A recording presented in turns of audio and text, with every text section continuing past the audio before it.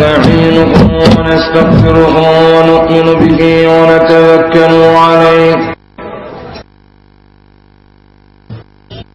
نعوذ بالله من شرور أنفسنا ومن سيئات أعمالنا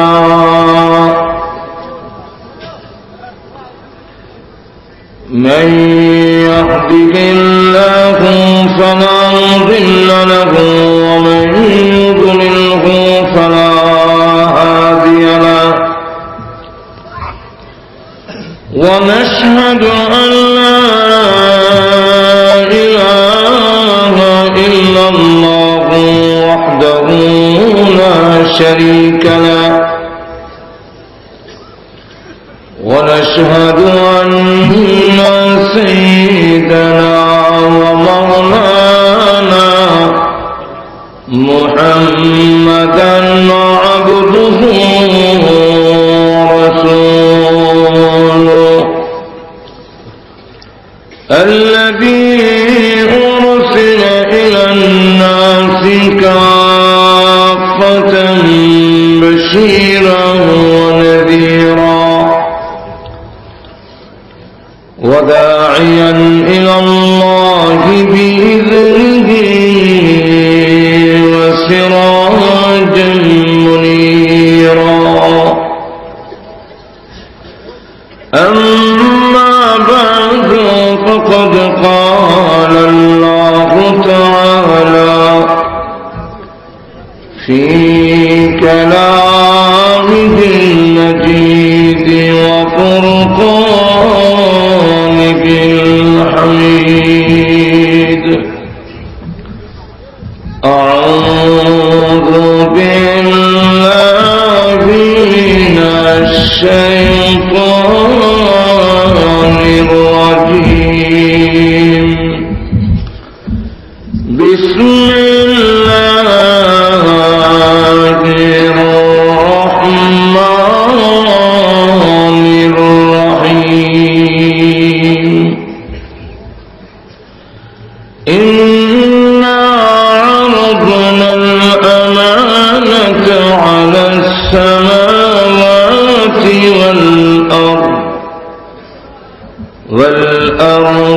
والجبال فأبين أن يحملنها وأشفقن منها وحملها الإنسان إنه كان ظلوما جهولا بارك الله لنا ولكم في القرآن العظيم ونفعنا وإياكم بالآيات والذكر الحكيم صلى الله على سيدنا ومولانا محمد وعلى آله وأصحابه وسلم صلى الله على سيدنا ومولانا محمد وعلى آله وأصحابه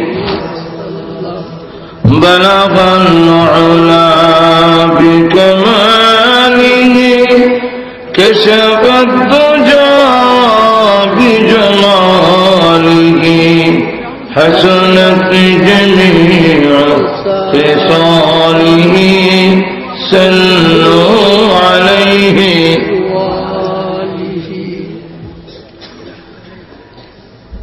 একতা যুব সংঘ কর্তৃক আয়োজিত আজকের ইসলামী মহাসম্মেলনে আমার অত্যন্ত শ্রদ্ধেভাজন সভাপতি মুআজ্জাজ মুকাররম উলামায়ে কেরাম উপস্থিত সমবেত প্রাণপ্রিয় মুসলমান ভাইরা, পর্দার অন্তরালে অবস্থানরত অত্যন্ত শ্রদ্ধেয় মা বোনেরা, কর্তৃপক্ষ আমাকে বিষয় দিয়েছেন আমানত এবং ইয়েতিম। একটার সাথে একটা মিল নাই। আমানত এবং ইয়েতিম এই দুই বিষয়ের উপর আলোচনা করার জন্য আমি আপনাদের সামনে পবিত্র কোরআন শরীফের সূরাতুল আহজাবের 51 আয়াত কারিমা তেলাওয়াত করেছি। আমানত কথাটা অত্যন্ত ব্যাপক। আমানত যে জিনিস, একটা হলো আল্লাহ রাব্বুল আলামিনের দেওয়া আমানত। আল্লাহ রাব্বুল আলামিনের পক্ষ থেকে আমাদেরকে যে সমস্ত নিয়ামত দিয়েছেন, আমাদের দেহের মধ্যে যত জিনিস দিয়েছেন, এগুলো সবগুলো হলো আল্লাহর দেওয়া আমানত।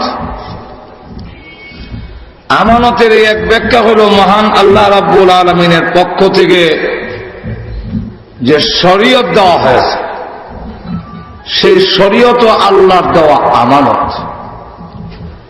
আমানতের একটা ব্যাখ্যা হলো মহান আল্লাহ রাব্বুল আলামিনের পক্ষ থেকে যে আমাদেরকে কোরআন শরীফ দিয়েছেন, এই কোরআন শরীফও আল্লাহর পক্ষ থেকে দেওয়া আমানত। আল্লাহ রাব্বুল আলামিন আমাদেরকে যে সমস্ত দায়িত্ব দিয়েছেন, সেই দায়িত্ব পালন করাটাও আমানতের অন্তর্ভুক্ত। আমাদের কাছে যদি কেউ কোনো জিনিস রাখে, সেই জিনিস রাখাটাও আমানতের অন্তর্ভুক্ত। যদি কেউ কোনো কথা বলে আর এই কথা বলে যে কারো কাছে বললেন না, সেটাও আমানত। যেমন কোরআন শরীফের এক আয়াতের দিকে লক্ষ্য করলে বোঝা যায়,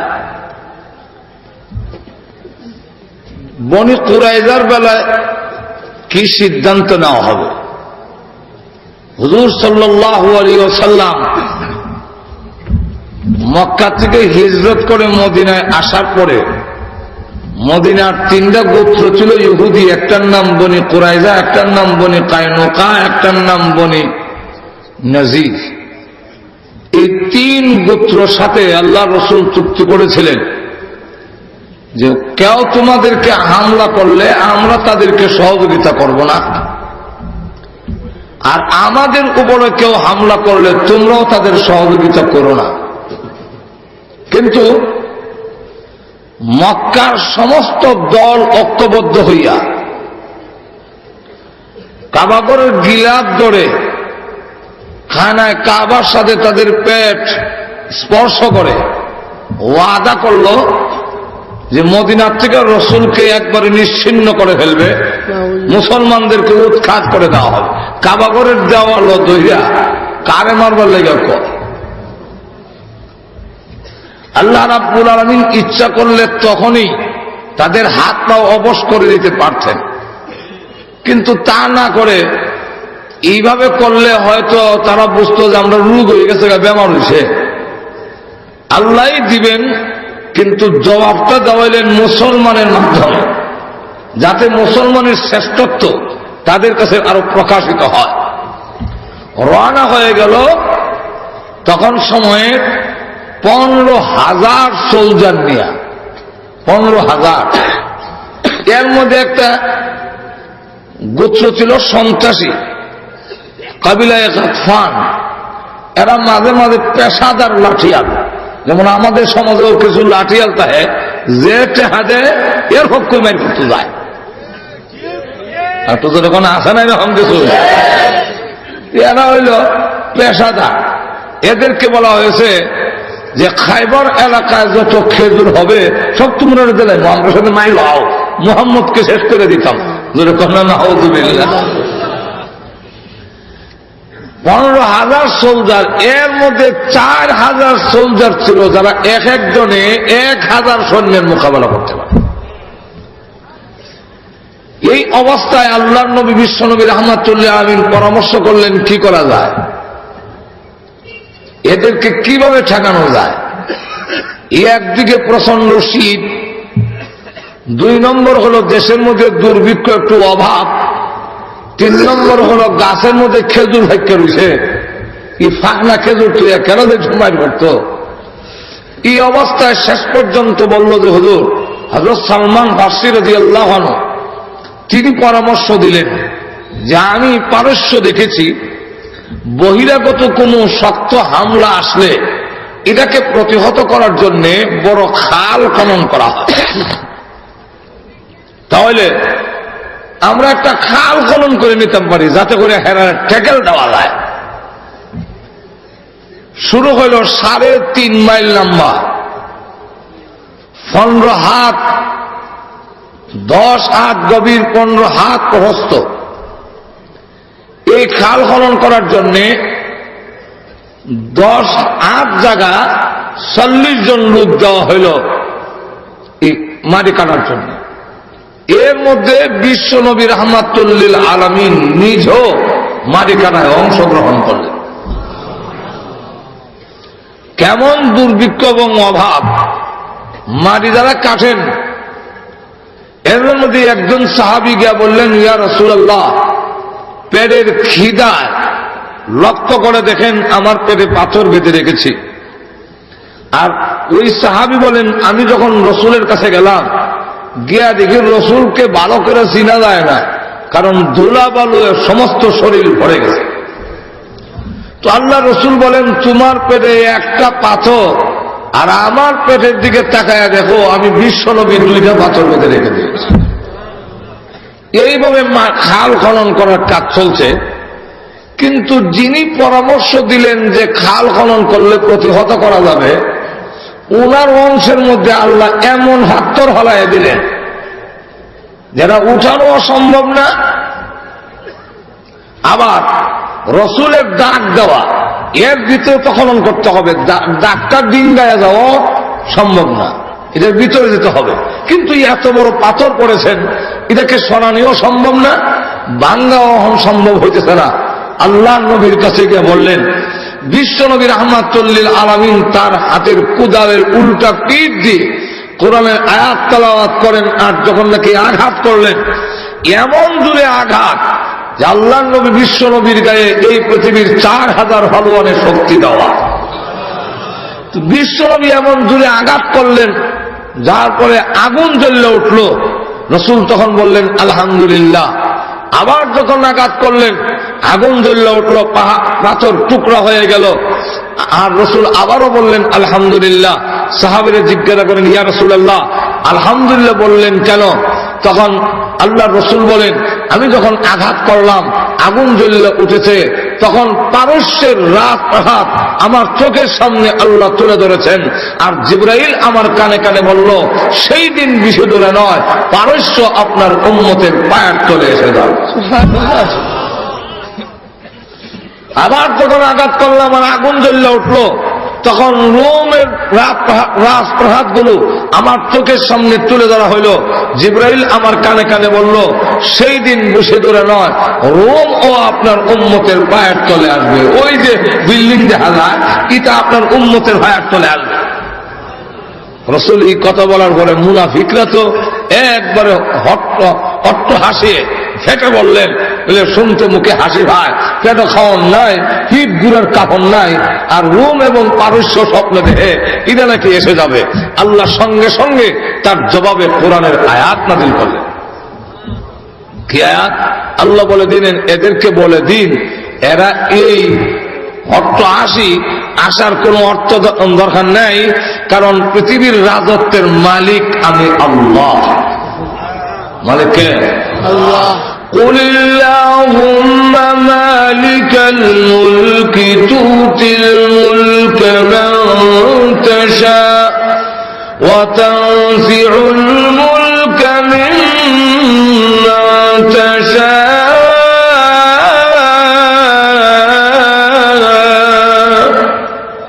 হে রাসূল আপনি বলুন, কুল আপনি বলুন, আল্লাহুম্মা আয় আল্লাহ, মালিকাল মুলক তুমি সর্বমোক্ত রাজত্বের মালিক। কে মালিক? আর জোরে কম। আল্লাহ রাব্বুল আলামিন বলেন, ওগো নবীজি আপনি বলে দিন আমি হলাম রাজত্বের মালিক। তুতিল মুলকা মান তাশা, যাকে ইচ্ছা রাজত্ব দেই, আর যার কাছ থেকে ইচ্ছা রাজত্ব চিনায়ে আনি, বড় বেইজ্জতের সাথে আনি। যেরকম ঠিক কিনা? আল্লাহ দেখাইয়া দিয়েছেন, শেষবার একটা দেখাইছেন যে 8 বছর খুব দাপটের সাথে ক্ষমতা থাকার পরে বুশকে বিদায় দেওয়ার আগে 2 গালে জুতা মারাইয়া বিদায় দিলেন। কি বলেন ঠিক কিনা?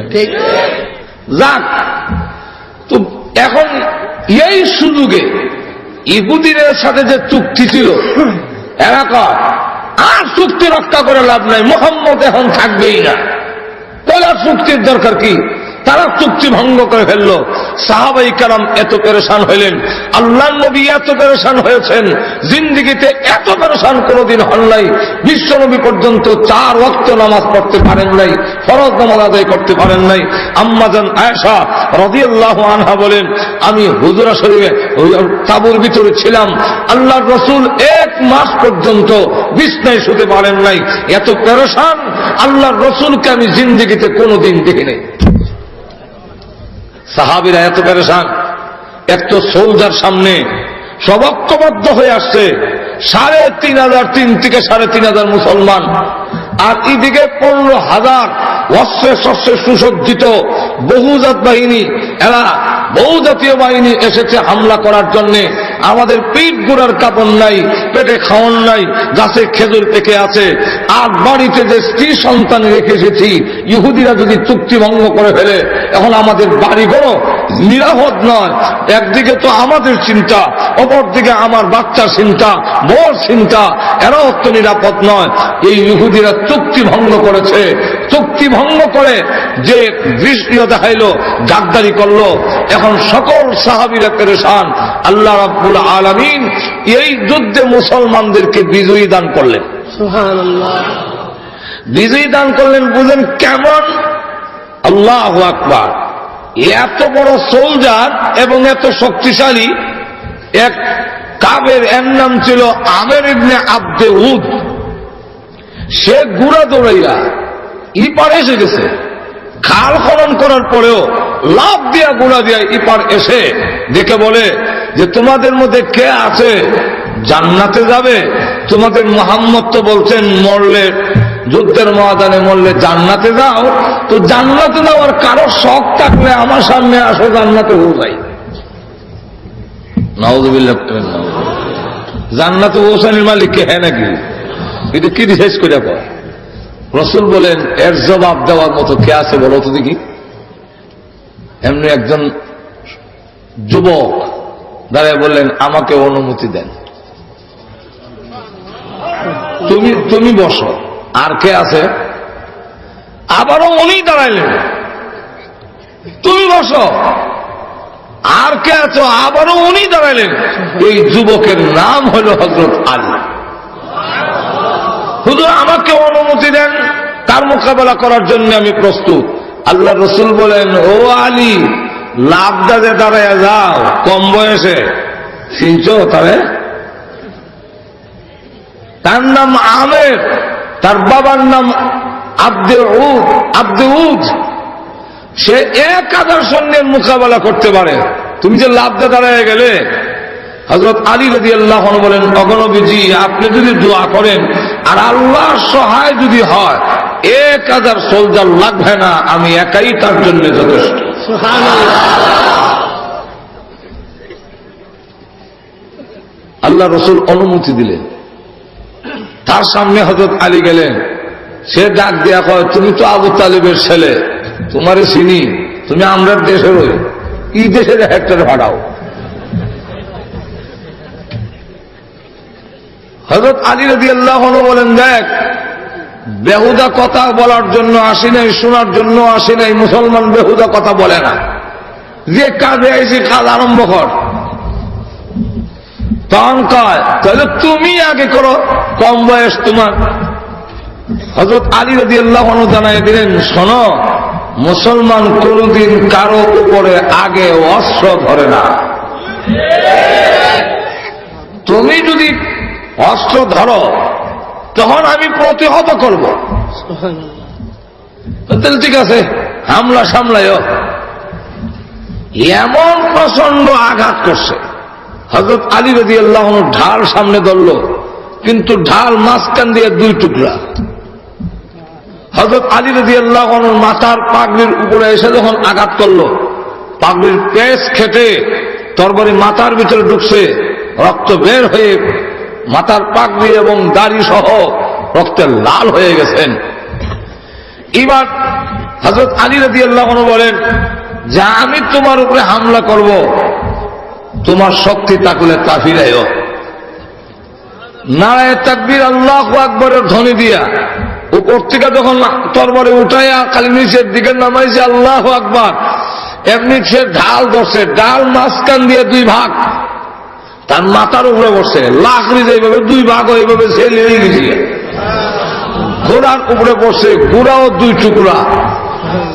আরেকটা আইসিল সাহায্য করার লেগে এটাই দশা দিকে এটা উঠে দিছে। তো হযরত আলী রাদিয়াল্লাহু আনহু বলেন, দেখ দৌড়িস না, আল্লাহর বাগের সামনে পড়লে শয়তানের ছাগল ছুটতে যেতে পারে না। তাও শেষ করলো। এইভাবে হযরত আলী রাদিয়াল্লাহু আনহুকে যে এই বিজয় হলো, এই শক্তি, এটা তার নিজস্ব নয়, আল্লাহ রাব্বুল আলামিনের সাহায্য। মুসলমানের শক্তির সাথে আল্লাহর শক্তি যোগ হইয়া মুসলমানকে বিজয়ী দেওয়ার জন্য এটা মহান আল্লাহর সাহায্য। এইভাবে কোন নামে মুসলমান বিভিন্ন লম্বা কাহিনী, এটা বলা আমার উদ্দেশ্য না। আমার উদ্দেশ্যটা আমানতের কথাটা কইতাম। এই আল্লাহর নবী এই যুদ্ধ থেকে বিজয় হইয়া যখন ঘরে ঢুকলেন, সবে মাত্র ঘরে ঢুকছেন, সব সাহাবীরা আসছেন বড় ক্লান্ত হইয়া। এমনি আম্মাজান আয়েশা বলেন, শুনি দাহিয়া কালবি আল্লাহর নবীকে ডাকেন। রাসূল খুব তাড়াতাড়ি বের হয়ে গেলেন। আমি উকি দিয়া দেখলাম দাহিয়া কালবির সাথে বিশ্বনবী কথা বলতেছেন, আর আমি মনে মনে খুব রাগ হইলাম যে দাহিয়া কালবি অত বড় বেয়াদব কেমন হইল যে আল্লাহর রসুলকে ঘর থেকে ডেকে নিয়ে কথা বলে। আমি রসুল আয়েশা জিজ্ঞাসা করব, কোন সাহাবী তো রসুলকে এইভাবে দেখে ঘর থেকে বের করেন না। কি ডাক দেয়, অগলবিজি অস্ত্র জমা দিলেছেন, আল্লাহর নবীকে জানায় দিলেন, অগলবিজি আপনারা কি অস্ত্র জমা দিলেছেন, আপনার সাহাবীরা কি অস্ত্র জমা দিলেছে? আল্লাহ রাব্বুল আলামিনের কাছে ওই খন্দকের যুদ্ধে, জঙ্গে আহজাবের মধ্যে যে সমস্ত সাহাবায়ে ফেরেশতারা অংশগ্রহণ করেছিলেন, তারা এখনো অস্ত্র জমা দেয় নাই। আপনি ঘোষণা করে দেন, বনি কুরাইজার কাছে না দেওয়া পর্যন্ত কেউ যেন আসরের নামাজ না পড়ে। রাসূল ঘরে আসলেন। আম্মাজান আয়েশা বলেন, হুজুর এই দাহিয়া কালবিও তো বেয়াদব কেন হইল? রাসূল বলেন, তুমি কি দাহিয়া কালবিরে দেখছো? বলে, আপনার যে দেখে নিল, দাহিয়া কালবিরে নিছে, তুমি কেমনে বললা? হুজুর আমি ওই গোরের ফাঁক দিয়ে দেখছিলাম, দেখে আপনি দাহিয়া কালবির সাথে কথা কইতাছেন, মারতাছেন। আল্লাহ রাসূল বলেন, দাহিয়া কালবি না, জিবরাইল। তো সাহাবীরা যারা যায়, এরা রাস্তায় গিয়া দেখেন লোকজন দাঁড়ানো, আর তোমরা কেমনে খবর হইলা? দাহিয়া কালবি তো খবর দিয়ে গেছে, রেডি হইতাম, রাসূল আইতাছে। এখন লক্ষ্য করে দেখেন, ওই বনি কুরাইজাদের গাদ্দারির কারণে আল্লাহর পক্ষের অর্ডার তাদেরকে ঘেরাও করলো, গাদ্দারি হল ওখানে। এখন সাহাবায়ে কেরাম বিশেষ সাহাবীরা বসছেন, এখানে যা সিদ্ধান্ত হবে এটা কারো কাছে বলা যাবে না, রুদ্ধতার বৈঠক, কেউ কাছে বলবা না, কথাটা আমানত রাখবা, কেউ কথাটা প্রকাশ করবা না। এখন ইগেনের মধ্যে একজন ছিল, এই সাহাবীর নাম হলো আবু লুবাবা। কি নাম? আবু লুবাবা। আবু লুবাবা রাদিয়াল্লাহু আনহু এই বৈঠকে ছিলেন এবং সিদ্ধান্ত হয়েছে যে আমরা এখানে যা আলোচনা করছি এটা বাহিরে প্রকাশ করা যাবে না, এই কথাটা আমানত। কিন্তু বনি কুরাইজাদের সাথে ওনার একটা আত্মীয়তার সম্পর্ক ছিল। এরা তখন জিজ্ঞাসা করল যে রুদ্ধতার বৈঠক হইয়া আমাদের ব্যাপারে কি সিদ্ধান্ত হয়েছে? উনি মুখে না কইয়া শুধু ইশারায় দেখাইলেন, খাড়িলেইব। আল্লাহর ওয়াদা হইল 20 বছর পর্যন্ত বয়সের যত যুবক আছে খাড়িলাম, আর বুড়া যা আছে সব বন্ধ করে দাও। এই সিদ্ধান্ত হয়েছে। সঙ্গে সঙ্গে উনি বলেন, আল্লাহ আমি তো আমানতের খেয়ানত করে ফেলেছি, আল্লাহ আমি তো অন্যায় করেছি। উনার 2টা হাত মদিনার পিলারের সঙ্গে নিয়ে বাঁধছে। রাত ঘুম হারাম করলেন, খাওয়ান বন্ধ, পান করা বন্ধ। আল্লাহ আমাকে মাফ করে দাও। রাত ঘুমায় না, শুধু চিৎকার দেয়, প্রভু অন্যায় করেছি, অপরাধ করেছি, মেহেরবানি করে মাফ করে দাও। এমন জোরে জোরে সারা রাত চিৎকার দিয়ে তিনি কান্না শুরু করেছেন। মদিনার মসজিদে নববীর আশেপাশে যাদের বাড়িঘর, তারা কেউ রাত্রে আর ঘুমাইতে পারে না। আল্লাহর নবীর কাছে এসে বলেন, ওগো নবীজি, আবু লুবাবার জন্য আল্লাহর কাছে একটু বলুন, মহান আল্লাহ যেন আবু লুবাবার জিন্দেগীর গুনাহ মাফ করে দেয়। কারণ তার চিৎকারের কারণে আমরা ঘুমাইতাম পারি না। আল্লাহ কুরআনে বলেছেন, ওয়ালাউ আন্নাকুম ইযলামু আনফুসাকুম জাউকা ফাস্তাগফিরুল্লাহ ওয়াস্তাগফারা লাহুমুর রাসূল লাওয়াজাদুল্লাহা তাওয়াবার রহিমা। তোমরা যদি নিজের উপরে কোনো জুলুম করো, অন্যায় করো, আর নবীজির কাছে এসে আল্লাহর কাছে ক্ষমা চাও, বিশ্ব নবীকে দিয়ে যদি ক্ষমা চাওয়াইতে পারো, তাহলে নিশ্চয়ই মহান আল্লাহ তোমাদের তওবা কবুলকারী, তিনি তওবা কবুল করবেন। তাই সাহাবীরা এসে বলেন, ইয়া রাসূলুল্লাহ, আবু লুবাবার জন্য আল্লাহর কাছে বলুন, আল্লাহ রাব্বুল আলামিন যেন তার তওবা কবুল করে নেন। বিশ্ব নবী বলেন, আবু লুবাবা যদি আল্লাহর কাছে মাফ আনতে পারে আমার কোনো আপত্তি নাই, কিন্তু আমি নবী তার জন্য সুপারিশ করব না। এতে কি বোঝা যায়? রাসূল খুশি না বেজা? আর তো জোরে কন। সাহাবাই কালামও এমন সাহাবী, আল্লাহর কাছ থেকে মাফ আনলেই ছাড়ে। একদিন, 2 দিন, 3 দিন কান্নাকারি শুরু করে দিলেন। 3 দিন হয়ে গেল এই সামান্যটুকু বিশ্বাসঘাতকতা করার কারণে। কিন্তু আমাদের সমাজে আমরা কত কথাই এমন আমানত থাকলে আমানত ভেঙে ফেলি, কথা প্রকাশ করে দেই। যদি কারো কাছে বলা যায়, ভাই এই কথাটা কেউ কাছে কইও না, আমানত রাখলাম, আপনি কইয়া বাসার যাইবার আগে আগে মহল্লার সব লোক জানি যাইব। আমাদের সমাজে আবার এমনও আছে, আমরা অনেকের কথাটা খুবই ই কারণে কইয়া আবার একটু তাকে দিয়ে দিই, ভাই বাসা এটা কেউ কাছে কইলেন না দাদা, এটা রস ছিল, তাড়াতাড়ি খবরটা বুঝাইতাম, এর লেগে ওনারে কইলাম চাচা এটা কেউ কাছে কই না, এরকম কইলে এটা তাড়াতাড়ি হচ্ছে। ঠিক কিনা? আমানতের খেয়ানত, বিশ্বাসঘাতকতা, এটা মুমিনের লক্ষণ নয়, এটা মুনাফিকের লক্ষণ। আল্লাহ রসুল বলেছেন মুনাফিকের আলামত কি? আল্লাহ রসুল বলেন, আয়াতুল মুনাফিকে সালাসুন, 3টা হলো মুনাফিকের আলামত। মুনাফিক চিনবা কেমনে? বলে 3টা তার আলামত। কয়টা? আরো জোরে কন। কি কি? 1 নম্বর হইল ইদা হাদ্দাসা কাযাবা, যখন কথা বলে মিথ্যা বলে। এই চরিত্র এখন আমরার মধ্যে আসেনি, আর তো জোরে এখন আসেনি।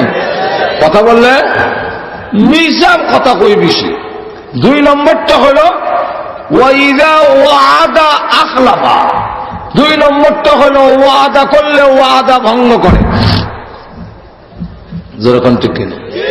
ওয়াদা করলে ওয়াদা ভঙ্গ করে। এই চরিত্র আমরার মধ্যে এখন আসেনি না নাই? আর তো কারণ ওয়াদা করলে ওয়াদা ভঙ্গ করে ফেলি। আমরা অনেক সময় এরকম বলি, কিন্তু ওয়াদা পালন, ওয়াদা ভেঙ্গালাই, ওয়াদা পূরণ করি না। অথচ মুমিনের কাজ ছিল ওয়াদা পূরণ করা। ওয়াদা করলে সেই ওয়াদা পূরণ করা, এটা মুমিনের লক্ষণ। আর ওয়াদা করে ওয়াদা ভঙ্গ করা, এটা মুনাফিকের খাসলত। একটু জোরে কর না, কার খাসলত? আরো জোরে কর, কার খাসলত? আজকে আমাদের সমাজে গিয়ে দেখবেন, বিশেষ করে রাজনীতির ক্ষেত্রে ওয়াদা করলে এটা আর পূরণ করা হয় না। কয় বলে জিজ্ঞাসলাম যে এতগুলো ওয়াদা করলেন, আমার একটা যদি করেন নাকি? নির্বাচনের সময় কোন লাগে কিছু, এটা হইল সিয়াসি ওয়াদা, রাজনৈতিক পলিটিক্যাল ওয়াদা, এটা পূরণ করণ লাগে না একটাও। সামনে ইলেকশন আইতেছে, অনেকেই এমন এমন ওয়াদা করবো যা জীবনও পারত না। তো জিজ্ঞাসা করলাম, ভাই এতগুলো ওয়াদা করেন, এটার কারণটা কি? যারা পারবেন না এতগুলো যে কইলেন, কবদরিগুলো আপনারা বুঝবেন না। আরে বুঝবো না আপনার না, আমি আপনারা কইতাছি, আমি সার্বিকভাবে বলতেছি, যেরকম ঠিক কিনা। সবের বেলায় তো না, যারা পূরণ করাতে তারা তো ঠিকই আছে, যেরকম ঠিক কিনা। এখন লক্ষ্য করে দেখেন তো, এই অবস্থায় দেখা যায়, বললাম যে একটু বুঝাই বলেন, বুঝাই হইল হুজুর এগুলা রাজনৈতিক ওয়াদা যেমন লাগে না, অথচ ওয়াদা পূরণ করার দরকার, যেরকম ঠিক কিনা। আমাদের দেশে অনেক সময় ওয়াদা দেখ, কুরআন সুন্নাহ বিরোধী কোন আইন পাস করা হবে না, কিন্তু ক্ষমতায় গিয়ে আসলে সেই কথা ভুলে যায়। আরো জোরে কন, তখন কুরআন সুন্নাহর বিরোধী রায় দিতে থাকে, তখন যায় নারীদের সমান অধিকার, নারীদের সমান অধিকার নামে আইন পাস করতে যায় যে ইসলাম নারীর সমান অধিকার দেয়নি, আমরা নারীকে সমান অধিকার দেব। এটা আর একটা দুঃখ বাজে, এটা কি? আর একটু জোরে কন, সমান অধিকার কথাটা, নারী পুরুষের সমান, এই কথাটা আর একটা দুঃখ বাজে। নারী পুরুষের সমান হইলে নারী ঠকবে, এই জন্য ইসলাম নারী আর পুরুষের সমান অধিকার দেয় নাই। ইসলাম নারী আর পুরুষে মিল্লা নারীকে দিয়েছেন অধিকার 12 আনা, দায়িত্ব দিয়েছেন 4 আনা। একটু জোরে কম, সমান অধিকারের নাম দিয়া পুরুষের যে গাঠটিটা আছে সেটা নারীর মাথায় চাপায় দেওয়া হয়। একটু জোরে কম, যেমন আমি যখন প্রথম ওয়াজে নামলাম, তখন আরেক বক্তার আমি দুজন রিস্কাতে যাই, রিস্কার থেকে নামে কিছু জায়গায় আটটা যাওয়ার লাগে 1 মাইল। ওনার ব্যাগ আছে, আমার কোনো ব্যাগও নেই। তো ওনার একটা অভ্যাস হইল যে সাথে যে থাকে ব্যাগটা ওনারে দিলাম, আমার দিত কেন? আমার ওখানে মনে না, আমার লঙ্গিটা খুলে গেছে কি, ব্যাগটাতে একটু ধরে, লঙ্গি খুলে গেছে, ব্যাগে ধরতাম না, ধরলাম ব্যাগে, লঙ্গি কতকাল লাগাছে, এখন বেটা আরে ব্যাগ আর নেয় না। তখন তো আমি বুঝে ফেলেছি যে লঙ্গি বিন্দার বাহানা দিয়ে বেটার গাঠটি আমার দিয়েছে। আমিও 40 কদম গিয়া কইলাম, মালানা আমারও লঙ্গিটা খুললে গেছে, ব্যাগটা আপনি নিয়ে যায় দিয়া। যেভাবে লঙ্গি বিন্দার বাহানা দিয়া তার গাঠটি আমার দিয়েছে, ঠিক সমান অধিকারের নাম দিয়া পুরুষের যে গাঠটিটা আছে, এই গাঠটিটা নারীর মাথায় চাপায়া দেওয়া হচ্ছে। এর নাম হল সমান অধিকার, এর নাম সমান অধিকার। নারীকে যদি আপনি সম্পত্তির বেলায়ও সমানে সমানে আনেন, নারী ঠকবে। 4 আনাই 12 আনা, 4 আনাই 12 আনা। বাবার সম্পত্তিতে মেয়েকে দিচ্ছেন 4 আনা, ছেলেকে দিচ্ছেন 8 আনা, অথচ বিধান মতে ছেলেটা পাইব 16 আনা, এখানে তারা 8 আনা কমাই দিছে। আর নারী 1 আনাও হয় না, নারীকে দিয়েছেন 4 আনা, না হওয়ার হলো 4 আনা, আর ছেলেটা 16 আনা হওয়ার মতো পাইছে 8 আনা। এই জন্য ইসলাম ধর্ম ছাড়া খ্রিস্টান ধর্মের বাবার সম্পত্তি নারীর অধিকার নাই, ইহুদি ধর্মে অধিকার নাই, তারপরে হিন্দু ধর্মের নারীর বাবার সম্পত্তির কোনো অধিকার নাই। ইসলাম দিয়েছেন 4 আনা, কিন্তু এরপরও ইসলাম নিয়ে তাদের গাত্রধা, ইসলাম নিয়ে যন্ত্রণা, এতে বোঝা যায় আসল উদ্দেশ্য তাদের ভালো না, তারা ইসলাম সহ্য করতে পারে না। নারীর অধিকার দেওয়া উদ্দেশ্য না, উদ্দেশ্য হলে ইসলাম সহ্য হয় না। আর হুজুর এখন না, এখন লক্ষ্য করে দেখেন কেমনে পুরুষের 3 হালত, নারীরও 3 হালত। পুরুষের প্রথম ছেলে, এরপরে স্বামী, এরপরে বাপ। নারীর বেলায়ও প্রথম মেয়ে, এরপরে বউ, এরপরে মা।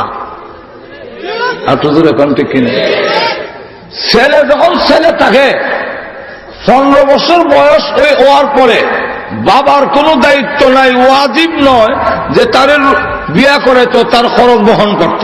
যদি করে আলহামদুলিল্লাহ, না করলে ওয়াজিব না।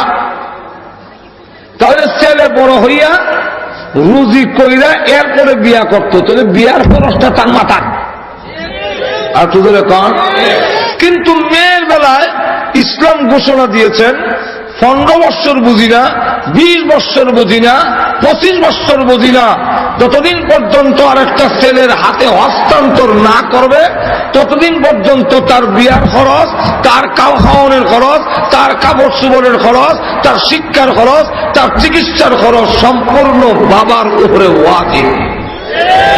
তাহলে পুরুষটা ছেলে থাকা অবস্থায় খরচ আছে, নারী কিন্তু মেয়ে থাকা অবস্থায় খরচ নাই, সব খরচ বাবার মাথার দিলেছে। জোরে কর না। 2 নম্বরটা হইল ছেলেরা এখন স্বামী হইল, স্বামী হইলে খরচ তার। ইসলাম দিয়েছে বউর কাপড় চোপড়, তারপরে স্নো পাউডার যা লাগে সব তুমি দিবা।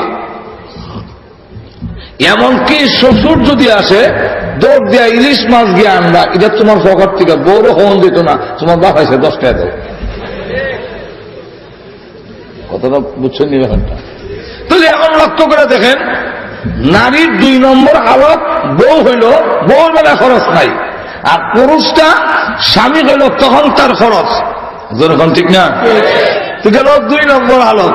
3 নম্বর হালত হইল যখন দুইজনে মিললে সন্তান হইল, মহিলা হইল মা, ছেলে হইল, পুরুষটা হইল বাপ। এখন এই বাচ্চার জুতা মোজা, তারপরে কাপড় চোপড়, দুধ যা লাগে, কলম খাতা বাবার উপরে ওয়াজিব, মার উপরে ওয়াজিব নয়। তাহলে 3 হালতে খরচ দিছে পুরুষের মাথায়। খরচ যা পয়সা তার হও না, সে সম্পত্তি হইব, যেহেতু আমি খরচ করবো, আমি হওয়ার কথা। কিন্তু দেখা গেল এখানে 8 আনা দিছে, আর নারীর 1 আনাও খরচ নাই, তাকে 4 আনা দেওয়া হয়েছে। বন্ধক দেখতে যদিও ছোট, আসলে 4 আনারা বাঘ বড়। কেমনে উদাহরণ দিয়ে বুঝাই।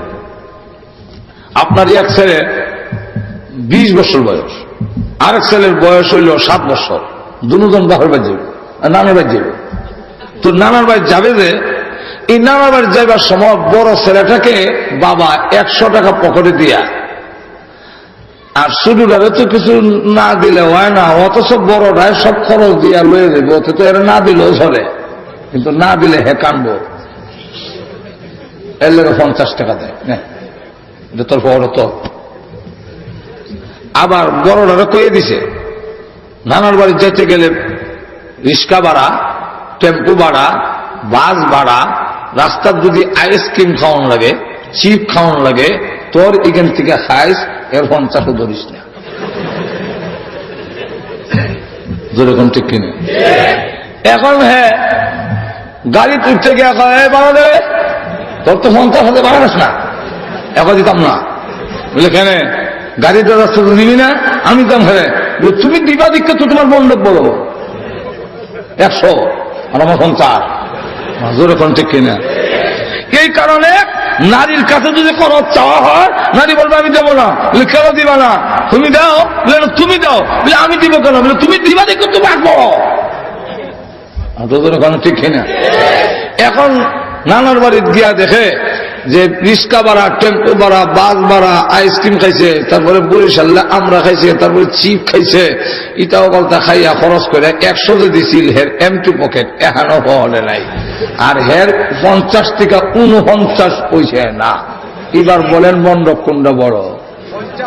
আর তোদের কোনটা বড়? 50 বড়।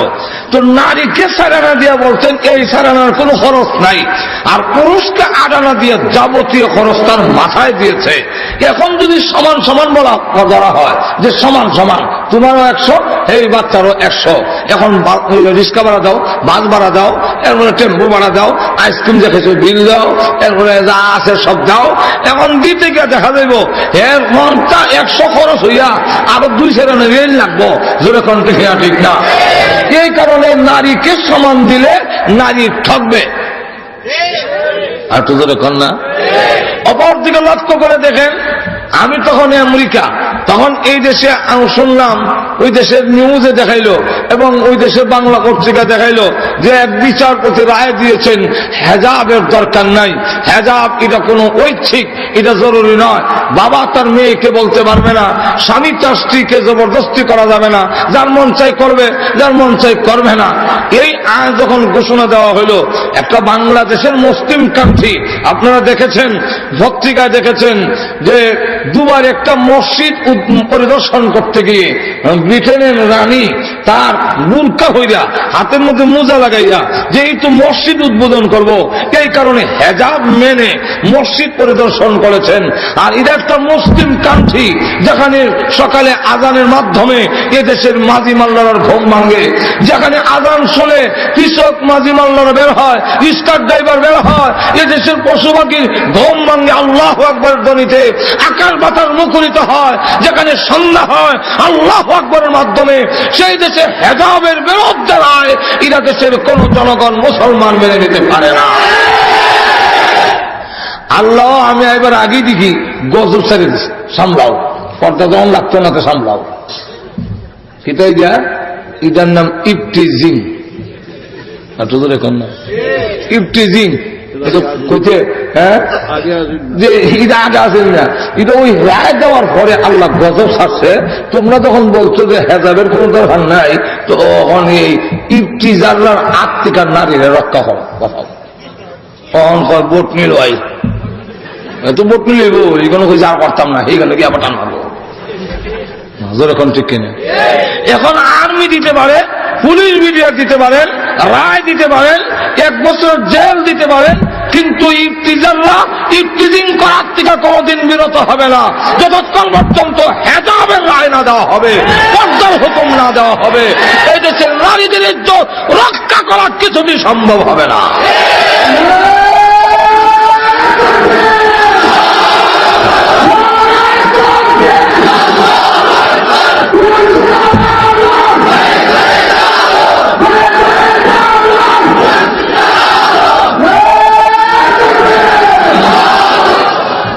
আমার লক্ষ্য করে দেখেন,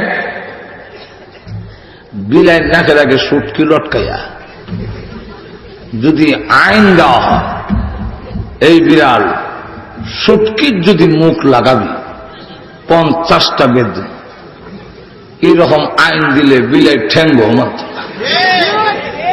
আরো বিলাই করবো যে এমন আইন করছে হের 50টা দমন দরকার, এমন নির্বুত কেন নজর। এখন ঠিক না? পাতিলার ভিতরে সুটকির একটা ডাকনা দিয়া এরপরে আইন করো, যদি মুখ লাগাবি তাহলে কিন্তু বেত লাগাই না। যেরকম ঠিক কিনা?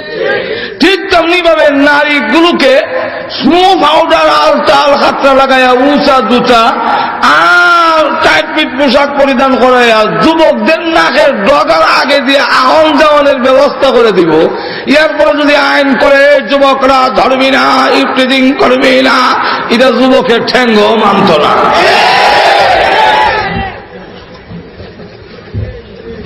ব্যাপারটা করে দেওয়ার উদ্দেশ্য মতলব খারাপ। একটু জোরে কন্যা, যদি পর্দা উঠায় দেওয়া হয় তাহলে আমাদের সমাজের বিবাহের চাহিদা থাকবে না। আর একটু জোরে কন্যা, বিবাহের চাহিদা থাকবে না। যারা ইউরোপ নাই, বিবাহের চাহিদা নাই, ফ্রেন্ডশিপ, গার্লফ্রেন্ড বয়ফ্রেন্ড, যতদিন মনে হয় তা হয় ঘরে যাবা। বিবাহের ইহুদি খ্রিস্টানদের মধ্যে বিবাহের আবশ্যকতা নাই, কারণ বিবাহ করার দরকার কি? যথাযথ যদি হওয়া যায়, হেজাব যদি না থাকে, নারীর প্রতি আকর্ষণ থাকবে না।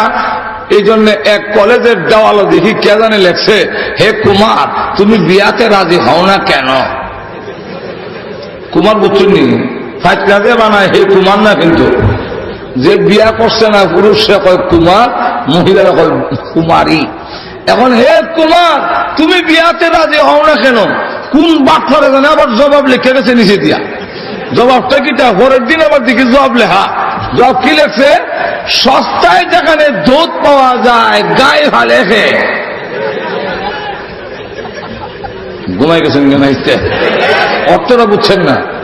সস্তায় যদি দুধ পাওয়া যায়, গাভী মারার যন্ত্রণা কাণ্ড করা লইতো, ইদার গোবর ভালাও, হানি খাওয়াও, ঘাস খাওয়াও, এই যন্ত্রণা লইয়া বাকিটা দুধ তো সস্তায় পাওয়া যায়, যেরকম ঠিক কিনা?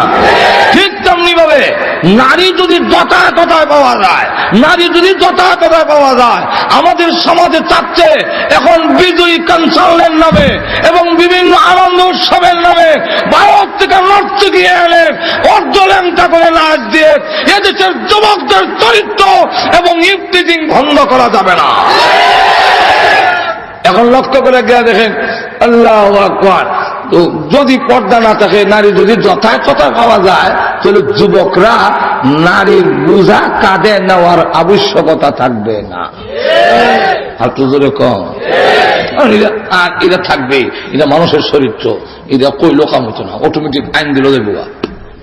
মানুষের কিছু মজ্জাগত জিনিস আল্লাহ দিয়ে দিচ্ছেন, যেমন আপনার কপালে যদি খাদ্য নিয়ে ধরে ঘুমোতে দেখবেন আপ অটোমেটিক যায়।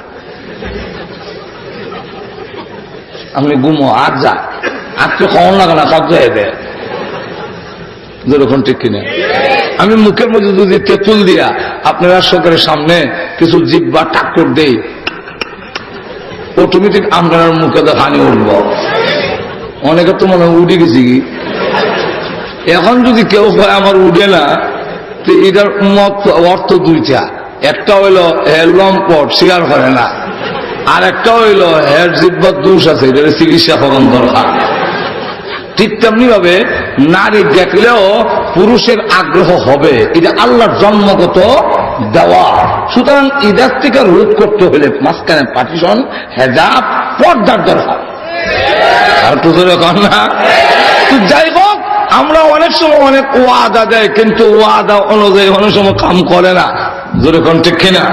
এই জন্য বলা হয়েছে যে ইদা ওয়াদা আখলাফা, মুনাফিকের আলামত হইল যে ওয়াদা করে, ওয়াদা ভঙ্গ করে। গেল দুই। তিন নম্বরটা হইল ওয়াইদা তুমিনা খানা, সে আমানতে বিশ্বাসঘাতকতা করে, আমানতে বিশ্বাসঘাতকতা করে। আল্লাহ রসুল বলেন আখিরি জামানায় যেই যুগ আসবে, আসতেছে আখিরি জামানায়, কিয়ামতের আলামত যে দেখা দিবে যে পৃথিবী বিপর্যয়ের দিকে যাচ্ছে, পৃথিবী ধ্বংসের দিকে যাচ্ছে, পৃথিবী বরবাদ হচ্ছে, এইগুলা যতগুলো আলামত আছে, যতগুলো নিদর্শন আছে, এর মধ্যে আল্লাহ রসুল বলেছেন ওয়া ইযা তুখিযাল ফাইউ দিওয়ালা ওয়াল আমানাতু মাগনামা। প্রথম নম্বরটা আনছেন, যখন জনগণের সম্পদকে দেখবা নিজস্ব সম্পদের মতো ব্যবহার করবে, লুটটা হয়তো খাইব, তখন বুঝবা পৃথিবী বিপর্যয়ের দিকে যাচ্ছে, ধ্বংস হওয়ার পথে অগ্রসর হচ্ছে। দুই নম্বরটাই আনছেন ওয়াল আমানাতু মাগনামা, আল্লাহ দেওয়া আমানতকে যখন সে খিয়ানত করবে, গনিমত মনে করবে, তখন পৃথিবী বিপর্যয়ের দিকে যাবে, ধ্বংস হয়ে যাবে। জ্ঞান বিজ্ঞানে উন্নত হইবা ঠিক, কিন্তু পৃথিবীর মধ্যে শান্তি থাকবে না। আর তুজরে কন তুই বলতেছিলাম আবুল্লু বাবার ঘটনা মনে আছে তো আপনারা? আর তুজরে কন না, এই যে একটা অপরাধ করলেন, ইশারা ইঙ্গিতে কথাটা ছিল যে এই কথা এখানে রুদ্ধতার বৈঠক, এখানে তার সিদ্ধান্ত হয়েছে, এই সিদ্ধান্তটা কারো কাছে বলবে না। উনি মুখে না বললেও আকার ইঙ্গিতে যে বলে ফেলেছেন, উনি ইশারা দিয়ে বললেন। এতে দেখেন কি অনতক্ততা, আর রসুল কি পরিমাণ নারাজ হয়েছেন। সকল অন্যদের জন্য দোয়া করে, কিন্তু আবুল বাবার জন্য করে না। আল্লাহ নবী পৃথিবীর থেকে বিদায় হওয়ার পরেও রওজা শরীফ থেকেও এমন ঘটনা আছে, মুহাম্মদ ইবনে হারব আল হেলালি রাদিয়াল্লাহু নামক একজন সাহাবী, তিনি অনেক দূরে পাহাড়ি এলাকায় থাকেন, সেখান থেকে আসলেন মদিনায় রসুলের কাছে সুপারিশ করবেন আল্লাহর কাছে। কিন্তু উনি এসে জানতে পারলেন আল্লাহ নবী পৃথিবীতে নাই। সাহাবায়ে কেরাম রসুলের রওজা দেখাই দিয়েছেন, এই যে রওজা শরীফে বিশ্ব নবী ঘুমায় আছে। মুহাম্মদ ইবনে হারব আল হেলালি রাদিয়াল্লাহু আনহু তিনি গইয়ে কান্না শুরু করে দিলেন, ওগো নবীজি আপনি বিদায় হয়ে গেলেন, আমার জন্য কে বলবে? আল্লাহ নবী রওজার পাশে কেউ যদি গিয়া সালাম দেয়, রাসূল বলেন আমি নিজ কানে শুনি, মান সাল্লা আলাইয়া ইনদা কবরি সামিতুহু, আমি নিজ কানে তার সালাম শুনি। দূরবর্তী কোথাও থেকে যদি সালাম দেয়, আমি রাসূল গিয়া আনার দরকার নাই। আম্মার ইবনে ইয়াসির থেকে বর্ণিত হাদিস, আল্লাহর নবী বলেন যে আমার জন্য আল্লাহ স্পেশাল ভাবে একজন রাস্তা তৈরি করেছেন, পৃথিবীতে যতগুলো মাখলুক আছে ততটা কান তাকে আল্লাহ দিয়েছেন। কন্যা আর ওই ফেরেশতাকে আমার ইন্তেকালের পরে আমার রওজার পাশে টাওয়ারের মতো দাঁড় করে রাখবে। মোবাইল টাওয়ার যেইভাবে দাঁড়ায় থাকে, কারো বাড়িতে যেতে হয় না। আপনারা মৌলভীবাজারের ভিতরে যতগুলো মোবাইল আছে, খালি টিপ দিলে টাওয়ারের মধ্যে গিয়ে বাড়ি লাগে, টাওয়ারে যায়, টাওয়ার গিয়ে আনতে হয় না। একটা টাওয়ার মানুষের তৈরি, এরা যদি কোথাও যাওয়ার লাগে না, মোবাইল সব নেটওয়ার্ক টান দিয়ে ধরে। আল্লাহর নবীকে এতটুকু ক্ষমতাও নাই, নবীজি কোথাও যাওয়ার লাগে না। আল্লাহর নবীর জন্য ফেরেশতা দাঁড় করে দিয়েছেন। পৃথিবীর যেই কোনো প্রান্তে নবীজির দুরূদ সালাম পড়বে, নবীর গুণকীর্তন গাবে, ওই ফেরেশতার কানের মধ্যে আওয়াজ লাগে, বাড়ি লাগে, নাম ঠিকানা সহ সঙ্গে সঙ্গে বিশ্ব নবীর রওজাতে পৌঁছাইয়া দেওয়া। এটাই হলো নবীর শান, নবীর মর্যাদা। নবী ঘরে ঘরে একটা আনন্দ, নবীর শান না। আর তো জোরে কর না, নবী আসবে কেন? মাথার তার ছিঁড়ে গেছে নাকি? নবী আসার দরকারটা কি? নবীর দাম কি আমার থেকে কম? এবং নবীর গুণকীর্তন গাই, নবীর প্রশংসা করি, এটা কি নবীর লাভ না আমরা লাভ? একটু ধরে কন, দরকার কি আমরা না নবী? তাহলে যার দরকার হ্যাঁ না বোঝাই তো নবী আইনি তো। এটা আমি একটা এক্সাম্পল দিয়ে বোঝাই। এক মাহফিলে যাবো, বড় লেখা, তো কোন দিক দিয়ে মাহফিলে যাবো রাস্তাটা আমিও চিনি না, ড্রাইভারও চিনি না। একবারে চেয়ারও বই গেছে দোকান, আমার ড্রাইভারে ডাক দিছে, ও ভাই একটু দিকে। এবার কিনতে হয় কেলে গাইতা,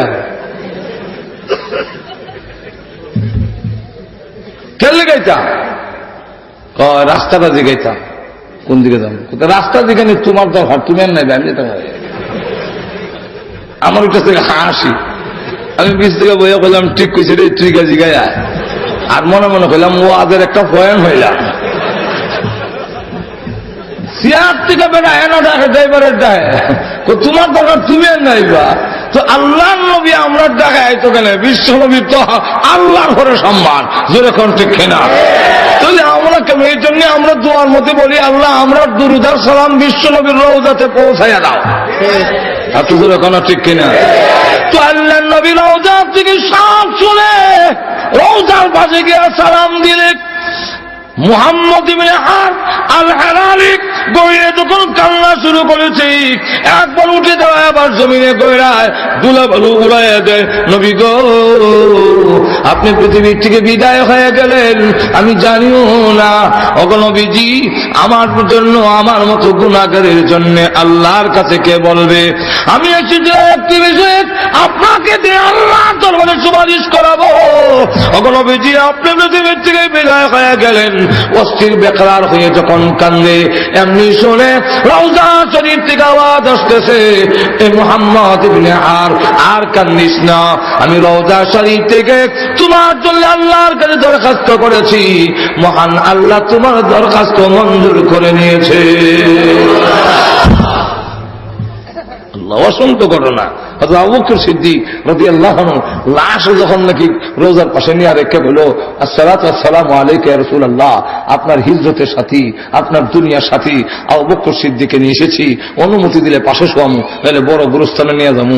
এমনি শুনে আওয়াজ আসতেছে, আদখুলুল হাবিবা ইলাল হাবিব, হাবিব রে বন্ধুরে বন্ধুর পাশে শোয়া দাও। আপনি জোরে কন্যা সুবহানাল্লাহ। আল্লাহর নবী, সেই নবী আবুল বাবার জন্য বলে না, কেন খেয়ানত করো, কেন আমানতে আমানতের খিয়ানত করেছে। আমানত খিয়ানত করার জঘন্যতম অপরাধ কবিরা গুনার মধ্যে মালের আমানত, কথার আমানত, দায়িত্বের আমানত। আল্লাহ রাব্বুল আলামিন যতগুলো আমানত দিয়েছেন ওই আমানতগুলো আদায় না করা, বিশ্বাসঘাতকতা করা একটু মুনাফিকের আলামত, কবিরা গুনাহ। যদিও মুনাফিক আমাদেরকে বলা যায় না, খাসলত আমাদের মধ্যে মুনাফিকের এসেছে। এই গুণগুলো যদি আসে কেউ কিন্তু আবার ডাইরেক্ট গিয়ে আমরা মুনাফিক পেয়েন না। ঘুমাই গেছেন নাকি? একটু দূরে কম। কোন মানুষ যদি মিজা হতা হয়ে যায় তো তার ডাইরেক্ট ওই মুনাফিক মুনাফিক তো ডাক্তার না, এর মধ্যে খাসলত মুনাফিক। আর তুই করে কর না ডাইরেক্ট মুনাফিক করে আবার কোন দরবার লাগাবেন। মুনাফিক ডাইরেক্ট বলা যাবে না, এর মধ্যে মুনাফিকের খাসলত এসে বসে। খাসলত বাদ দিলে তো সে ফাঁকা মুনি। আর তুই করে কর না। আর এরা হইল আকীদাগত মুনাফিক। যাক, ওই দিকে আমি যাব না। এখন যে বিষয়টা বলতে চাচ্ছি যে আমানতের যে আমাকে বিষয় দেওয়া হয়েছে, আমানতের আলোচনা করা, আমানত বিশ্বাসঘাতকতা করা কত বড় জঘন্যতম অপরাধ। এর মধ্যে রক্ত করে দেখেন যে আল্লাহ নবী পর্যন্ত হয় আমি কইতাম না, হ্যাঁ যদি মা হন্তার আনুক আমি বলবো না। আবুল বাবা কেমন সাবিক আল্লাহ তোমার কানলে, রাত ঘুমায় না, রাত ঘুমায় না, খায় না, পান করে না, 3 দিন হয়ে গেল মরণাপন্ন। প্রভু গো হয়তো মাপ দাও, আর না হয় মরণ হবে। 4th দিনে এমনি গভীর রজনীতে দেখা গেল উম্মে সালমা রাদিয়াল্লাহু আনহার ঘরে আল্লাহর নবী, এমনি আল্লাহর নবীর কাছে আয়াত নাযিল হয়ে গেছে, ইয়া আইয়ুহাল্লাযীনা আমানু লা তাখুনুল্লাহা ওয়ার রাসূল। আল্লাহ রাব্বুল আলামিন বলেন, ও নবীজি আজ থেকে জানাইয়া দিলাম ঈমানদারকে বলে দিন আমানতের খেয়ানত যেন না করে, আমানতের খেয়ানত যেন না করে, আল্লাহ এবং তার রাসূলের সাথে খেয়ানত যেন না করে, বিশ্বাসঘাতকতা যেন না করে। আমি আল্লাহ রাব্বুল আলামিন বিশ্বাসঘাতকদেরকে ছাড় দেই না। ও নবীজি আর বলে দিন আবুল বাবার তওবা আমি আল্লাহ কবুল করে নিয়েছি। উম্মে সালমা রাদিয়াল্লাহু আনহা বলেন, আমার নবীজি অনুমতি যদি দেন আমি আবুল বাবাকে বলে আসি, রে আবুল বাবা আর কান্দিস না, আল্লাহ রাব্বুল আলামিন তোমার তওবা কবুল করেছেন। যখন নবীজি অনুমতি দেন তখন পর্দার বিধান নাযিল হয় নাই। যখন নবীজি অনুমতি দেন আমি সংবাদটা দিয়ে আসি, কারণ তার চিৎকার কান্নাকাটি করুণ অবস্থা আমিও সহ্য করতে পারি না। যখন নবীজি এক্ষুনি আমি সংবাদটা দিয়ে আসি। আল্লাহ নবী বলেন, যাও সংবাদ দিয়ে আসো। উম্মে সালমা রাদিয়াল্লাহু আনহা গিয়া বলেন, আবুল বাবা রে কান্দিস না, আল্লাহ তো তওবা কবুল করে নিয়েছেন। আত্মীয় স্বজনকে বললেন, তোমাদের আবুল বাবা রশির বান খুলে নিয়ে আসো, লোকটা আধা মরা হয়ে গেছে। আত্মীয় স্বজনরা দৌড়ে গেলেন রশির বান খুলে আনার জন্য, কিন্তু রশিতে হাত দিতে দেয় না। আবুল বাবা রাদিয়াল্লাহু আনহু চিন্তা করেন কেমন ধৈর্যশীল, ডাক দেয়া কয় আমার রশিতে হাত দিবা না। ওনার আত্মীয় স্বজনরা বলে আল্লাহ খুশি হয়েছেন, আয়াত নাযিল হয়েছে, রশির বান খুলতে দেন না কেন? উনি বলেন আল্লাহ খুশি হয়েছেন, আয়াত নাযিল হয়েছেন বুঝতে পেরেছি, কিন্তু আমার নবী খুশি হয়েছেন কিনা আমি জানি না। আল্লাহর কসম করে বলি, যতক্ষণ পর্যন্ত বিশ্ব নবী খুশি হইয়া আমার রশির বান না খুলবে, দুনিয়ার কাউকে আমার রশিতে হাত দিতে আমি দিব না।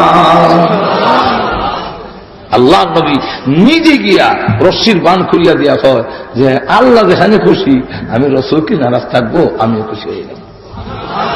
আর তো জোরে কর না। যদি এখন লক্ষ্য করে দেখেন আল্লাহ নবী বিশ্ব নবী রাহমাতুল লিল আলামিনের সাহাবী সামান্য একটু ইশারা ইঙ্গিতে এই বিশ্বাসঘাতকতা করা, এত বড় অবস্থা, এত তওবা, এত কান্নাকাটি, আর আমরা তো কত কথা, কত মানের মাল একবারে সারা খায়া বইতে হয়। আর তো জোরে কর না। আমার আমানতের দায়িত্বের আমানত, দায়িত্বের আমানত, দায়িত্ব আমানত, দায়িত্বটা একটা আমানত। যে যেখানে যেই দায়িত্ব পালন করেন ওই দায়িত্বটা হলো আমানত। আল্লাহ রাব্বুল আলামিন রাসূলের সাথে আমানতের বেয়াদবি করা হলেও আল্লাহ মাফ দিয়েছেন। ওনার নাম উসমান ইবনে তালহা রাদিয়াল্লাহু আনহু, উনার হাতে ছিল কাবাগরের চাবি। আল্লাহ রসুলকে বলেন, হে উসমান ইবনে তালহা, চাবিটা একটু দেওসান দেখি, আমি আল্লাহর ঘরটা একটু জিয়ারত করতাম। উসমান ইবনে তালহা বলেন, এটা কুরাইশা চাবি আমার কাছে আমানত দিয়েছেন, সুতরাং আপনাকে আমি চাবি দিতে পারি না। রসুল কত বড় কষ্ট হয়েছেন, কিন্তু আল্লাহ তো ধরলে ধরতে পারতো। এরপরে আল্লাহ কয়, না ঠিক করছে।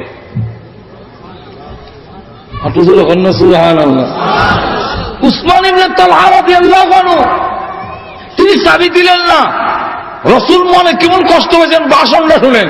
আল্লাহর নবী বলেন, হে উসমান ইবনে তালহা, কাবাগরের চাবি আজকে তুমি আমাকে হাতে দাওনি, আমি আল্লাহর ঘর ভিতর দেখবো, কিন্তু জেনে রাখো সেই দিন বেশি দূরে নয়, কাবাগরের চাবি আমার হাতে চলে আসবে, আমি যাকে ইচ্ছা তার হাতে চাবি দান করব। উসমান ইবনে তালহা রাদিয়াল্লাহু আনহু চাবি দিলেন না। আল্লাহ রসুল তো মক্কা থেকে গেলেন গা মদিনায় হিজরত করিয়া, পথে মক্কার সময় আবার ঘুরে আইছেন। তো একটু জোরে কর না, তো আল্লাহ আগেই গেছেন ঘুরে আনাইব। রসুল যায় আর কান্দার, আল্লাহ আর মনে হয় মক্কা পাওয়া হইতো না, কাবাগরের দরজা তার মনে আইতাম পারতাম না। রসুল কান্দার বসায় বিদায় যাই, আর কোন জীবন হইতো না। আল্লাহ ডাক দেখো, না না, রাত দু কাইলা বাহার, আপনি কান্দেন না, আমি আল্লাহ ওয়াদা দিলাম বিজয়ী বেশে আপনাকে মক্কা নগরীতে আবার ফিরে আনবো, আপনি আপাতত যান। ঠিকই দেখা গেল আল্লাহ নবী কয়েক বছরের ব্যবধানে 10,000 সাহাবী নিয়া কাবা মক্কার ভিতরে যখন ঢুকেন, রসুল ঘোষণা দেয়া দিলেন, সাবধান, কোন নারীর উপরে হাত উঠাইবা না, কোন বাচ্চার উপরে হাত উঠাইবা না, যারা দরজা বন্ধ করে রাখবে তাদের উপরে হাত উঠাইবা না, তারাও নিরাপদ। যারা নাকি রাস্তার মধ্যে নিরস্ত্র অবস্থায় দাঁড়ায় থাকবে এদের উপরে কোনো হাত তুলবা না। যারা নাকি ধর্ম যাজক, ধর্ম প্রতিষ্ঠানের মধ্যে ইবাদত করে, খ্রিস্টান আছে, বিভিন্ন ধর্মের আছে, এদের ধর্ম ইবাদত কানে হাত দিবা না, এরা নিরাপদ। কেউ যদি আবু সুফিয়ান লিডারের দোহাই দেয় তাহলে সাবধান, তার উপরে হাত তুলবা না। যারা আবু সুফিয়ানের ঘরের ভিতরে গিয়ে লুকাবে তার উপরে হাত তুলবা না, তারাও নিরাপদ। এইভাবে দেখা গেল শুধু মোকাবেলা করবে, তোমাদেরকে যারা প্রতিহত করতে চায় তাদেরকে প্রতিহত করবে, কিন্তু দেখা গেল কারোর সামনে দাঁড়াবার মতো কোনো সাহস ছিল না, কেউ খারিতে পারছে না সামনে খারিতে। 10,000 সাহাবী নিয়ে রসুল ঢুকলেন, ঢুকে বললেন, কাবাগরের চাবি আনো, উসমান ইবনে তালহা কই, তার কাছ থেকে চাবি আনো। তো ওনারা খুঁজ জায়গায় আনছে, উনি চাদর উঠে বলিছে, চাবি আন, চাবি দাও। হযরত আলী রাদিয়াল্লাহু আনহু মনে মনে আশঙ্কা, চাবি তো আমারে দিব, হিমুক চাবি হয়, চাবি তখন আমার কাছে আইব, কাবাগরের চাবি আমার কাছে দিব। আল্লাহর নবী বললেন, তোমারে বলছিলাম না হে উসমান ইবনে তালহা, আমি বলছিলাম না যে এই কাবাগরের চাবি একদিন আমার হাতে আসবে, আমি যাকে ইচ্ছা তাকে দিব, আমি বলছিলাম না? উসমান ইবনে তালহা হয়, আমিও জানতাম আপনি মুখ মুবারক দিয়ে যা বাইর হয় তা সত্য। সুবহানাল্লাহ। আমিও জানি, আমিও আপনাকে চিনি, মুহাম্মদ সাল্লাল্লাহু আলাইহি ওয়াসাল্লাম ওই ব্যক্তি যার জবান থেকে কোনো কিছু বের হইলে মিথ্যা হয় না, এটা সত্য। আপনি সত্য নবী, এটা আমি তখনও বুঝতাম, তখনও জানতাম, কিন্তু আমানতের খেয়ানত করতে পারি না। ওরা তো আমার হাতে চাবি দিয়েছে, আমি আপনার হাতে চাবি দেওয়া নিষিদ্ধ করে দিয়েছে, আমি তো চাবি দিতে পারি না, এই কারণে দেই নাই। সঙ্গে সঙ্গে আল্লাহ রাব্বুল আলামিন আয়াত নাযিল করে বলেন, ইন্নাল্লাহা ইয়া'মুরুকুম আন তুআদ্দুল আমানাতি ইলা আহলিহা। নবীজি, সে যা করেছে ঠিকই দায়িত্ব পালন করেছে, যদিও আপনার হাতে দেয় নাই, বিশ্ব নবীর হাতে দেয় নাই, কিন্তু সে দায়িত্ব হিসাবে তো সঠিক দায়িত্ব পালন করেছে। এই জন্য আমি আল্লাহ ঘোষণা দিয়ে দিলাম, উসমান ইবনে তালহার কাছে চাবি হস্তান্তর করুন, চাবি ফিরিয়ে দিন। আল্লাহ নবী তার হাতে চাবি দিয়ে বলে, উসমান রে, আমানতের খেয়ানত করো নাই, যদিও আমি কষ্ট পেয়েছিলাম, তুমি দায়িত্ব সঠিকভাবে পালন করেছো, এই জন্য তোমার হাতে চাবি শুধু আজকে নয়, কিয়ামত পর্যন্ত কাবাগরের চাবি তোমার আওলাদের মধ্যেই থাকবে। এই নাও আমানতের পুরস্কার। আমার আমানতের ব্যাখ্যা দিতে গেলে কয়েকদিনও শেষ করা সম্ভব নয়। আমানতের দায়িত্ব, যার যে দায়িত্ব আছে, স্কুলের মাস্টার সাহেব 4টার আগে 3টার সময় যায় গিয়ে দস্তর দেওয়া যায়, 4টার সময় 4টার দস্তর 3টা তুই দেওয়া যায়। আমানতের আমানতে মৌলানা সাহেব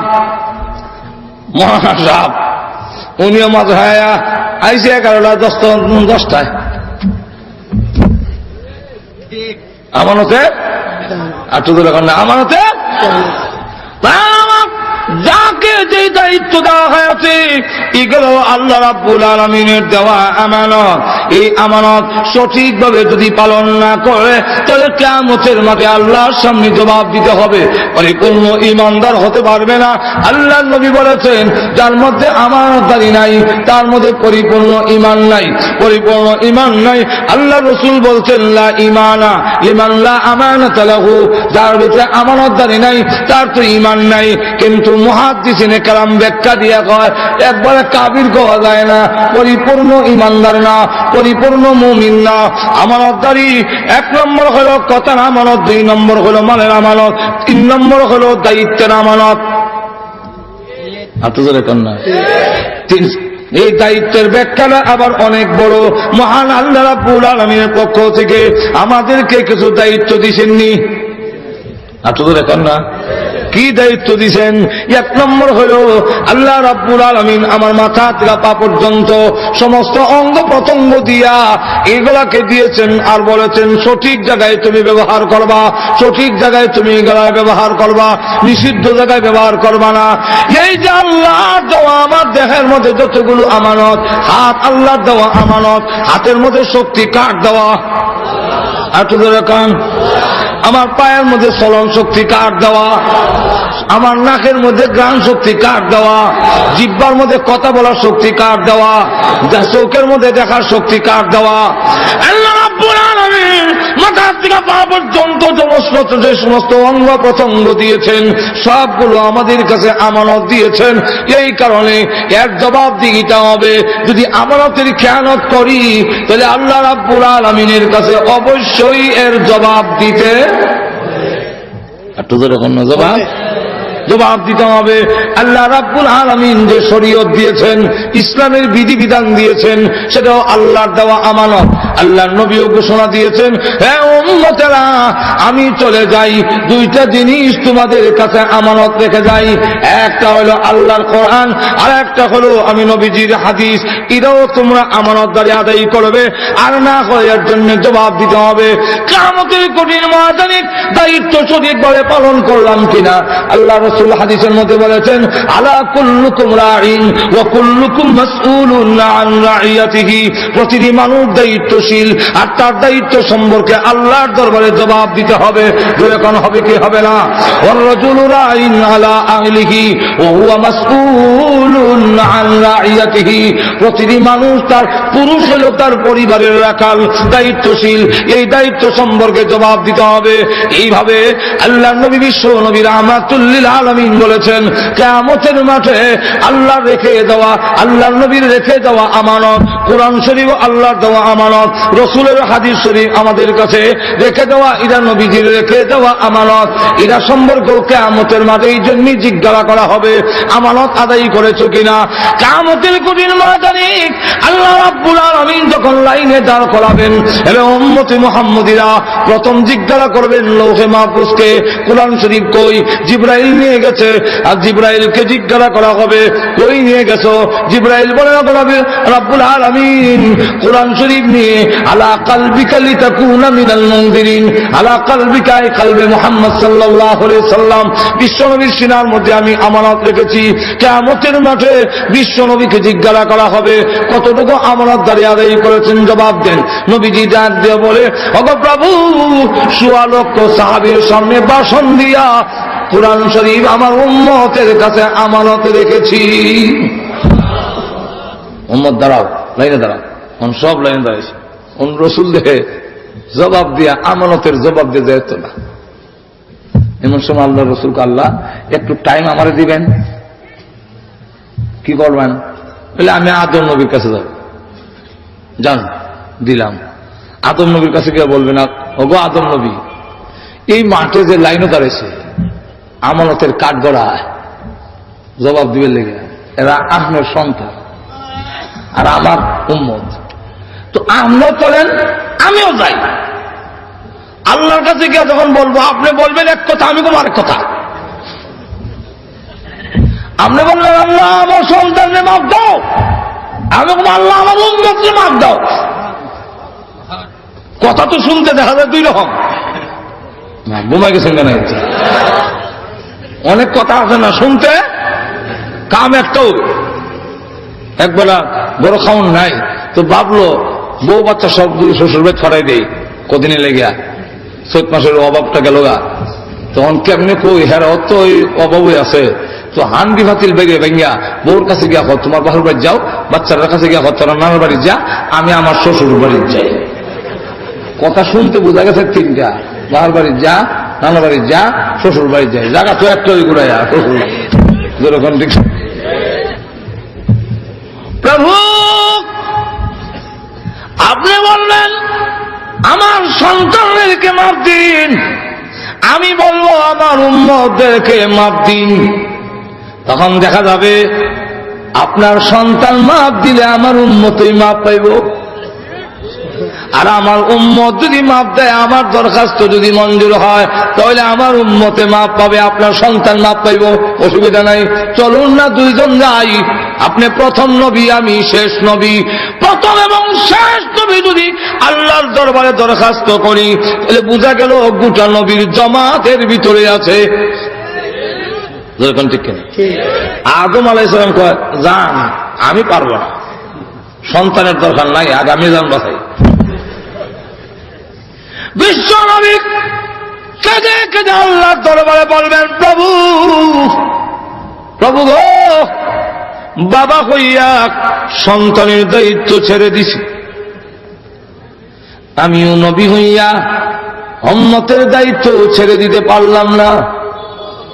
এই যে লাইনে দাঁড়ানো আছে, অনেক আছে এমন তোমার আমানত আদায় করার জন্য জীবন উৎসর্গ করেছে, পরিশ্রম করেছে। এমন লোকও আছে মৌলভীবাজার বাড়ি, মদিনা অনেক দূর, তোমাকেও দেখে নাই, আমি রসূলকেও দেখে নাই, কিন্তু আলিমুল আমার কথায় কোরআন শরীফকে ধরেছে, কোরআন শরীফ অনুযায়ী জীবন যাপন করেছে, কোরআনের হক আদায় করেছে, তেলাওয়াত করেছে, কোরআন যা আদায় করেছে, হারাম বলছে হারাম মানছে, যা করার জন্য বলছে তা করছে। আল্লাহ এমন লোকগুলোকে রেখে আল্লাহ জান্নাতে যাই কেমনে?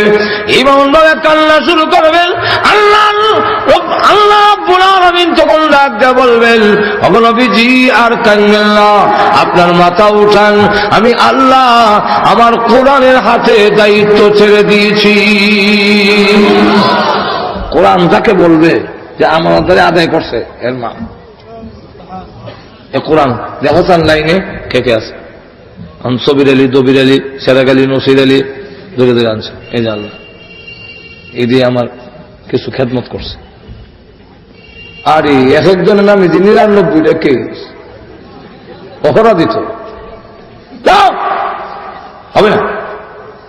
কোরআন তখন যারা করে বলবে দুই কথার এক কথা, হয়তো মাফ দাও, আর নয় আমারে না করো, তোমার কালাম না। আল্লাহ বলবেন তুমি আমার কালাম, নিজের কথা কি নিজে অস্বীকার করা যায়? ও অস্বীকার করতে না পারলে দরে আড়াইশো করে দর্শি বেহস্ত না কোথায় ছাড়তাম না। আল্লাহ তখন ডাক দিয়ে বলবেন তোর দরখাস্ত মঞ্জুর, এর গুনাহ মাফ করে দিলাম, যা। সুতরাং আমানতের ব্যাখ্যা অনেক লম্বা। আল্লাহর দেওয়ার যে সমস্ত শরীয়তের বিধিবিধান, এগুলাকে সঠিকভাবে পালন করা, আল্লাহর দেওয়া যে কালাম কোরআন শরীফ, তাকে সঠিকভাবে আঁকড়ে ধরা, আমাদের প্রতি যতগুলো দায়িত্ব অর্পিত আছে সেই দায়িত্বগুলো সঠিকভাবে পালন করা। কেউ যদি কোনো মাল আপনার কাছে গচ্ছিত রাখে, তাহলে সেটা সঠিকভাবে দায়িত্ব পালন করা। কেউ যদি কোনো কথা আপনার কাছে বলে, সেই কথাকে যদি সে ইদিক সিদিক মুখ দিয়ে নাও বলে, থানভী রহমাতুল্লাহ আলাইহি বলেন, যদি কেউ কথা বলবার সময় ডাইনে ভাবে সাইয়া এরপরে কথা বলে, তাহলে বুঝতে হবে এই কথা আমানত। সুতরাং এই কথাকে সঠিকভাবে যদি পালন করো, তবেই হবে তোমাদের ঈমান পরিপূর্ণ। আল্লাহ রাব্বুল আলামিন আমাদের সকলকে সঠিকভাবে আমানতের দায়িত্ব পালন করার তৌফিক দান করুন। সকলে বলেন আমিন। ওয়া আখিরু দাওয়ানা আলহামদুলিল্লাহ।